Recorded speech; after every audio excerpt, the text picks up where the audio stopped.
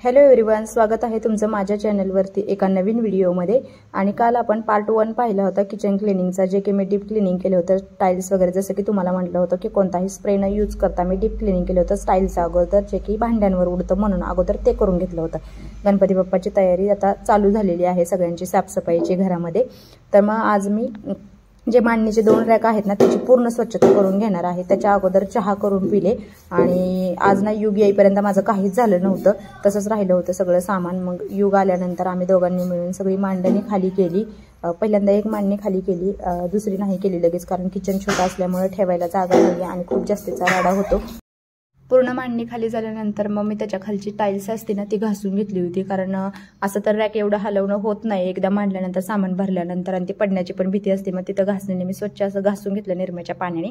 त्याच्यानंतर कोरड्या कापडाने पुसून घेतलं साईडला, भिंत वगैरे जे साईडची पट्टी असते ना ते कर्टन्स वगैरे ते सुद्धा घेतलं। त्याच्यानंतर घासणीने ही तर मी निरम्याच्या पाण्याने मांडणी घासून घेतली आणि परत ते कोरड्या कापडाने पुसून घेतली, कारण आता जर मी पाण्याने पूर्ण धुतली ना तर ते वाळणार पण नाही, कारण ऊनही नाहीये बाहेर। आणि मी म्हटलं नकोच ते आता करायला झंझट, कारण वेळ पण नव्हता तेवढा माझ्याकडे, कारण मुलांना बघत बघत करायचं म्हटलं की खूप हेडेक होतं।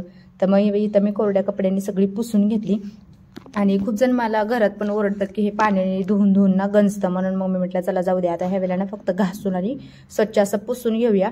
आणि मला ना खूप जास्त म्हणजे कधी कधी युगचं कौतुक वाटतं, कारण त्याचे जे जुने व्हिडिओ आहेत ना ते जर तुम्ही बघत असताल ना की ज्यावेळेला 2 वर्षाचा 3 वर्षाचा होता ना त्यावेळेला सुद्धा मला असं काम काढलं ना की खूप जास्त मदत करायचं। कधी असं म्हणजे म्हणतात ना की मुलीच फक्त मदत करतात, पण असं नाहीये, माझा मुलगा मला खूप जास्त मदत करतो। कधीच त्यांनी मला मुलीची कमी भासू दिली नाहीये, की जेव्हा सावी नव्हती तेव्हा खूप मला मदत करायचा। इथं सुद्धा आता तो खूप मला मदत करतोय, मम्मा मी पुसतो, मम्मा मी हे करतो ते करतो, आणि त्याने मला खूप जास्त मदत केली, कारण त्याचीच जास्त मला मदत होती इथं।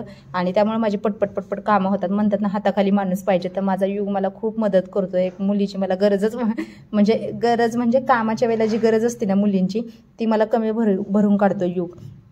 तर इथं मी सगळे भांडे वगैरे घासून घेतले, म्हणजे जे डब्यांचे झाकण आहेत ना ते सगळे अगोदर घासले, आणि जे लाल कलरचे जे भांड्यांना असतं ना कलही ती सुद्धा मी पितांबरीने घासून घेतली, डब्बे सगळे घासून घेतले। आणि इथं ठेवलेले आहेत किचन कट्ट्यावरती, त्यातलं सगळं सामान काढून घेतलं पातेल्यांमध्ये। मग युगला म्हटलं जा तू डीमार्टचा किराणा माल जो भरला होता ना तो त्या रूममध्ये ठेवला होता, ते त्याला सांगितलं घेऊन यायला, आणि तो एक एक करून सगळं घेऊन येत होता। आणि सावी बघा तुम्ही कशी फक्त मध्ये करत होती, तिने एकही वस्तू इकडची तिकडे केली नाही, तिच्या मनावरती होतं। दादा एवढं काम करत होता, तिला म्हटलं जा जा घेऊन या, तर नाही, फक्त तिथंच काही खायच्या वस्तू आहेत का ती तेवढंच शोधत होती, आणि जे खायसारखं होतं ना ते तिला खायला पाहिजे होतं। त्याच्यानंतर मग तांदळाचं काही युगला उचलत नव्हतं, मग ते जाऊन मी घेऊन आले। त्याच्यानंतर त्याला म्हटलं आता तू मला ना मदत करीत भरू लागायला सामान, आणि जे काही कचरा आहे ना तो सुद्धा गोळा करीत। इथं डब्यांमध्ये किराणा माल भरेपर्यंत त्याने सगळ्या बाजूचा कचरा गोळा करून घेतला, आणि मी पटपट इथं अलीकडच्या रॅकवरचं जे काही सगळे डब्बे वगैरे होते, ट्रे वगैरे होते, ते सगळे पुसून लावले, कारण ते रोजच्या वापरातले असतात, त्यामुळे मी ते घासले होते रोजच्या मांडणीमध्ये। आणि तर मी सगळ्या डब्यांमध्ये ना खाली केलं सगळं पिशव्यांमधलं सामान, कारण त्यामध्ये एक छोट्या वाट्या टाकल्या ना की मग घेता येतं पटपट। जे पापड वगैरे उन्हाळ्यातले होते ना ते सुद्धा सगळे डब्यांमध्ये भरून घेतले, आणि सगळे जेवढे डबे आहेत ना तेवढे सगळे माझ्या लग्नातले आहेत, मी एक्स्ट्रा काही घेतलेले नाहीये डबे। स्टीलचे डबे खूप आहेत माझ्याकडं, आणि त्यामध्ये माझा सगळा किराणा माल भरतो, प्लास्टिकचे जास्त नाहीयेत। आणि जेवढे रोजचे वापराचे आहेत तेवढेच भांडे मी मांडणीवरती मांडलेले आहेत, बाकी सगळे पॅक करून बेडमध्ये ठेवलेले आहेत, कारण एवढं काही वापर पण होत नाही आणि जागा पण नाहीये, जसं की किचनच्या ट्रॉल्या नाहीये, स्टोरेज नाहीये, त्यामुळे जास्त काही सामान ठेवायला जागाच नाही। आणि सावी आणि युग सारखे रॅकला हलवत असतात, त्यामुळे पडण्याची पण भीती वाटते, त्यामुळे जेवढं मला लागतं गरजेचं आहे तेवढंच मी ठेवलेलं आहे। बाकीचे जे इतर जे भांडे आहेत ना ते सगळे बेडमध्ये भरून ठेवलेत। मग इथं ऑलमोस्ट माझा सगळा किराणा माल भरून झाला होता, पीठ वगैरे जे होतं त्याचे सुद्धा मी डबे म्हणजे घासते ज्यावेळेला पीठ दळून आणते त्यावेळेला, पण आज पण पुन्हा मी एकदा घासून घेतले सगळे डबे। त्याच्यानंतर इथे सगळे डबे लावून घेतले मांडणीला, आणि ते सगळे डबे लावल्यानंतर मग म्हटलं अलीकडची मांडणी खाली करायला सुरुवात केली। तर माझ्यापेक्षा जास्त युगनेच ती मांडणी पूर्णपणे खाली केली होती, मला जास्त काही करायची गरजच पडली नाही अलीकडं। आणि तुम्ही बघू शकता अलीकडचं डब्यांचं रॅक किती स्वच्छ आणि सुंदर दिसत होतं। आणि जसं की मी तुम्हाला मागच्या व्लॉगमध्ये सुद्धा म्हटलं की मेकअप केल्यावर बायकांच्या चेहऱ्यावर जेवढा ग्लो येत नाही ना तेवढं किचन स्वच्छ केल्यानंतर ग्लो येत असतो। आणि इथं अलीकडची मांडणी पूर्ण युगने मला खाली करून दिली, जे वरचं होतं ना ते सगळं मी खाली केलं। आणि ह्या रॅकवरचे माझे जास्त भांडे घासायचे नव्हते, कारण हे ऑलमोस्ट सगळे मी यूजच करते रोजच्या रोज, कारण डब्यांना आपला जर हात लागतो त्यामुळे ते काही घासणं होत नाही सारखं, पण हे जे भांडे असतात ते रोजच्या वापरातले आहेत. ताटं, कप, ग्लास, वाट्या, फुलपात्र वगैरे जे आहे ना, चमचे वगैरे, ते सगळं रोजच्या वापरातलं आहे. मग ते पटपट पटपट मी सगळं त्यानंतर आपण जे रॅकवरती पेपर टाकतो ना, ते आपल्या येल्लो कलरचे पडतात आणि घाण पण होतात, आणि त्यावरती आपण भांडे पालते घातले ना, कधी कधी पाणी असलं ना की तो पुट्टा म्हणजे पेपर ओला होतो, गिजगीच होतो. त्यामुळे मी खूप दिवस झालं म्हणजे हे एसीचा जो पुट्टा होता ना माझ्याकडे बॉक्स, त्याचा यूज केलेला आहे. मग हे एसीचे पुट्टे मी टाकलेले आहेत, प्रत्येक त्याचं माप घेऊन कटिंग केलेलं आहे, आणि ते पुसले ना तरी खूप स्वच्छ निघतात. मग युगनी तर माझी मदत केली, रॅक घासला, आम्ही दोघांनी मिळून पुट्टे पुसले, लावले सगळे पुट्टे, आणि त्याच्यानंतर त्यांनी मला एक ना एक भांडं दिलेलं आहे खालचं सगळं. मग ते सगळे भांडे आम्ही लावून घेतले.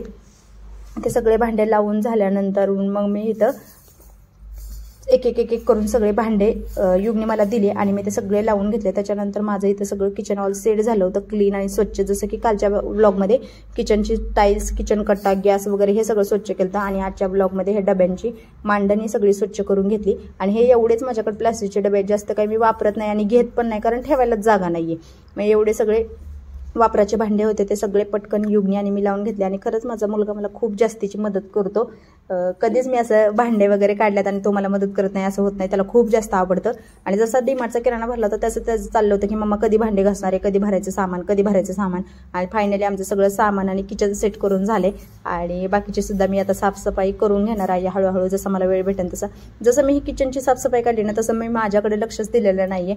4 दिवस झाले ते केस विंचरणं वगैरे काहीच बघितलेलं नाहीये. आणि उद्या आहे गुरुवार, तर मी उद्या गुरुवारच्या पूजेची मांडणी आणि एक सेलिब्रेशन करणार आहे. त्याचा ब्लॉग तुम्ही नक्की बघा आणि नक्की कमेंट करत जावा ब्लॉगला. आणि नेक्स्ट ब्लॉगमध्ये आपलं सेलिब्रेशन असणार आहे. ते कशाचं सेलिब्रेशन आहे तुम्ही नक्की बघा, तुम्हाला बघायला भेटेल. आणि इन्स्टावरती आपल्या ज्या रील येतात त्या सुद्धा तुम्हाला बघायला भेटेल त्यामध्ये की आम्ही कशाचं सेलिब्रेशन केलेलं आहे ते. तर अशा पद्धतीने माझं घरातलं आता हे दोन्ही मांडणीचं सगळं करून झालंय सेट. त्याच्यानंतर युगला पुन्हा म्हटलं हे सगळा जो कचरा आहे ना तो सगळा भर, कारण हे कागद वगैरे खूप जास्त झाले होते, पाय सटकत होते. मग त्याला म्हटलं हे तू आवरून घे. त्याच्यानंतर मी फरशी, कपडे, भांडे वगैरे जे आहे ना ते सगळं काम करून घेतलं. आणि फायनली आम्ही 6-7 वाजता आवरलं. तेव्हा युग मला म्हटलं मम्मा आज पिझ्झा खायला देणार का मला, तुम्ही तुझी मदत केली ना. मग म्हटलं चल बाळा आज आपण पिझ्झा खाऊन येऊया.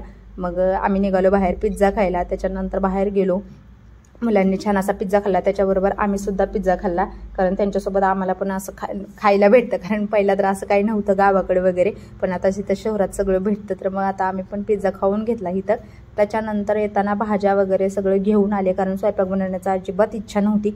आणि बाहेर पण मला नॉनव्हेज शिवाय काहीच खाऊ वाटत नाही. व्हेज मला जास्त खाऊ वाटत नाही. मला आणि सावीला खूप जास्त नॉनव्हेज आवडतं, आणि व्हेजचं जेवण मला बाहेरचं जास्त आवडत नाही, नॉनव्हेजचं जेवढं आवडतं तेवढं. मग मी म्हटलं चला की आता घरी जाऊन आपण काहीतरी व्हेज बनवूया, बाहेर काही खायलाच नको. मग इथं आम्ही छान असा पिझ्झा वगैरे खाऊन घेतला. घरी गेल्यानंतर मग मी आज ना पुलाव बनवला होता. म्हणजे जास्त भाज्या नव्हत्या माझ्याकडे, पण जे काही होतं ते त्यामध्येच बनवलं होतं. मसाले भात बनवला होता, पुलाव म्हणा किंवा मसाले भात म्हणा, जे काही भाज्या होत्या त्यामध्ये मी करून घेतला झटपट इन्स्टंट. तुम्ही सुद्धा नक्की बघा, तुम्हाला ही रेसिपी नक्की ट्राय करा, झटपट होणारी आहे एकदम 10 मिनिटात.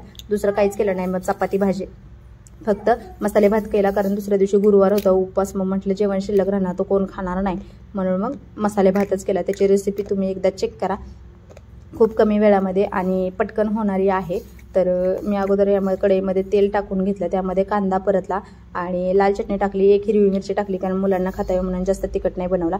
त्यामध्ये मटार, टोमॅटो आणि बटाटा टाकला, आणि आपला जो बिर्याणीचा राईस आहे ना तो टाकून घेतला. आणि त्यामध्ये एव्हरेस्टची शाही बिर्याणी मसाल्याची एक अर्धी पुडी मिक्स केली आणि गरम पाणी टाकलं. त्यामुळे गरम पाण्याने कसं पटकन भात शिजतो. मग इथं मी पटकन गरम पाणी टाकून घेतलं आणि भात माझा रेडी केला. आणि त्याबरोबर मी उडदाचे पापड आणि छोटे जे पापड असतात ना ते तळले होते. तर असा होता माझा आजचा दिवस. तर तुम्हाला आजचा ब्लॉग कसा वाटला नक्की कमेंट करून सांगा. आणि नेक्स्ट ब्लॉगमध्ये जे सेलिब्रेशन आहे ना ते बघायला विसरू नका. तर आजच्यासाठी एवढंच, बाय.